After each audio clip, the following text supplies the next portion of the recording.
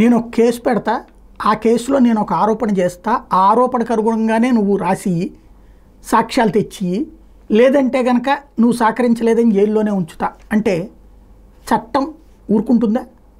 చట్టం ఊరుకుంటుంది. ఎందుకంటే చట్టం అధికారంలో ఉన్న వాళ్ళకి చుట్టం, న్యాయం మాత్రం దానికి కాస్త విరుద్ధం, వాస్తవికతకి దగ్గరితనం, దానికి సజీవ సాక్ష్యం. నందిగం సురేష్ విషయంలో తాజాగా అతనికి బెయిల్ ఇచ్చేశారు.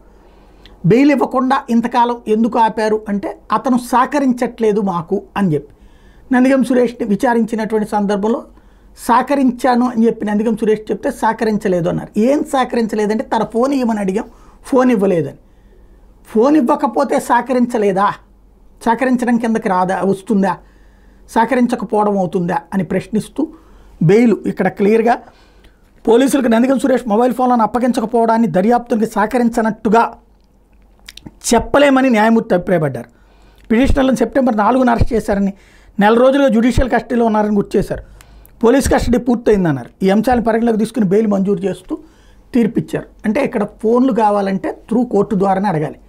నేను అరెస్ట్ చేశాను కాబట్టి నాకు ఆ ఫోన్ ఇచ్చేసి నువ్వు పాస్వర్డ్ చెప్పు అంటే